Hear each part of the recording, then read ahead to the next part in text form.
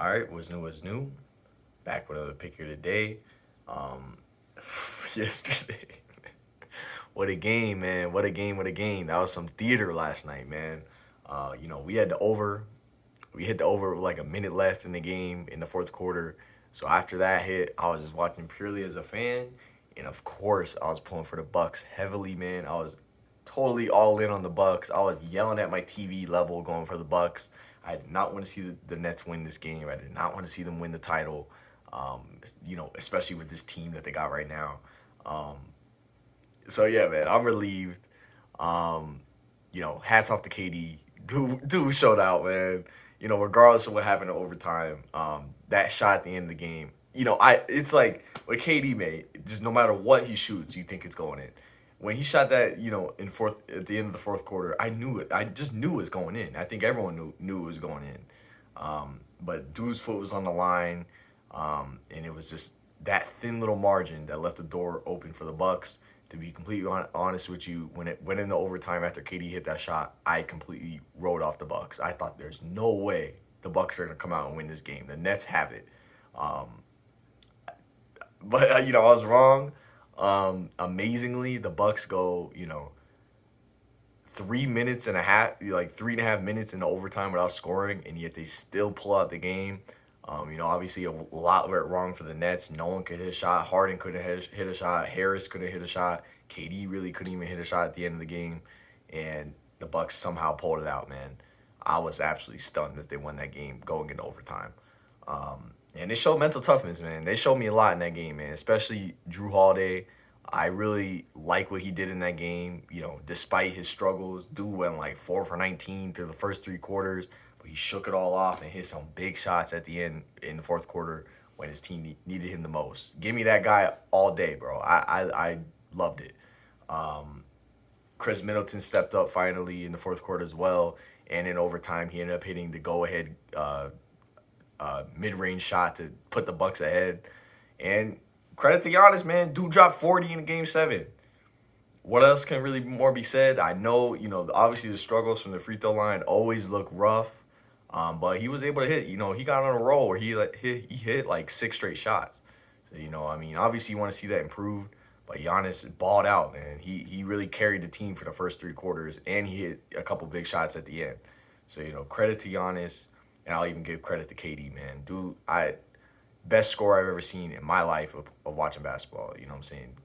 It's just like every shot he takes, you think it's gonna go in. But to be honest with you, I'm glad this Nets team did not win the title. I think it would have been really bad for the league for this Nets team to win the title, especially what I'm saying, if one of their players is hurt. Like, imagine if they won the title and Kyrie didn't even play. Like, like you're gonna tell me next year is gonna be balanced? Like next year, the Nets are gonna be looking scary. They're gonna have all these guys back, Kyrie, Harden, and KD. But for today, for this season, evil don't win, man. So that's all I'll say, man. Uh, for today's game, another game seven. Hopefully, we get another great game like we did last night. I want more of it. In this game, we got the Atlanta Hawks going to Philly to take on the 76ers. And it's been an interesting series. I don't think many people saw it going seven.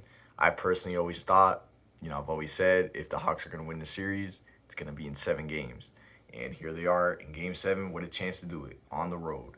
Um, Basically, for me, once again, you know, similar situation to game five where we had the Hawks and where the Hawks came back from that, 26-point deficit to win the game. We got lucky with that, to be honest with you, but, sometimes luck goes in your favor. Similar situation. I picked the 76ers in game six, but I had said if game seven has the same spread where it's -7, -6 for the Sixers, I'm going with the Hawks. And I'm sticking true to that. I'm going with the Hawks here. I think, any game seven is pretty much a 50-50 in my mind. And I think the Hawks are once again getting greatly disrespected by the spread. I mean, I know a lot of the wins in this series have been from come behind.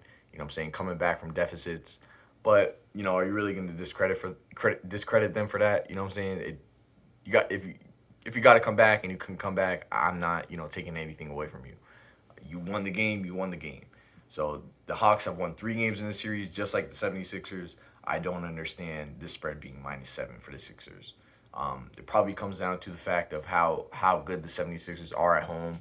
One of the best home record teams, or teams at home, over the past 2 or 3 years. I understand that, but when you just look at the two leaders of this team's, mental makeup. You know what I'm saying? I don't want to go that far, mental makeup, but look at their body language. You know what I'm saying? Look who really wants it. Who really wants that big shot at the end of the game? Is it Joel Embiid or is it Trae Young? If you ask me, Trae Young has shown throughout this whole entire playoffs that dude wants that big shot. He really enjoys these moments.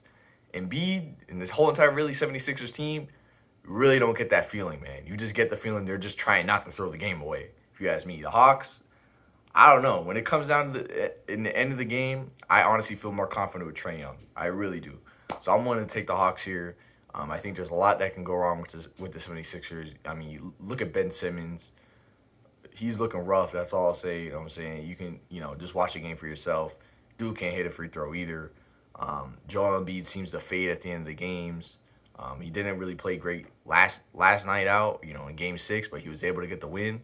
You would expect a better game from him tonight. Seth Curry came up big for the 76ers, so, hopefully for them he can come through again.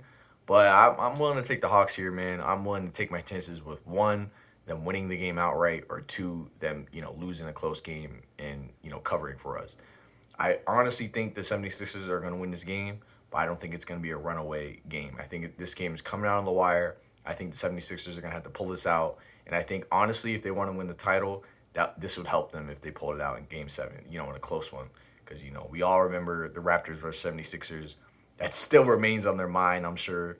I think if they get a close win here and they gut out, a gutsy win here, I think they actually have a chance to beat the Bucks in the Eastern Conference Finals.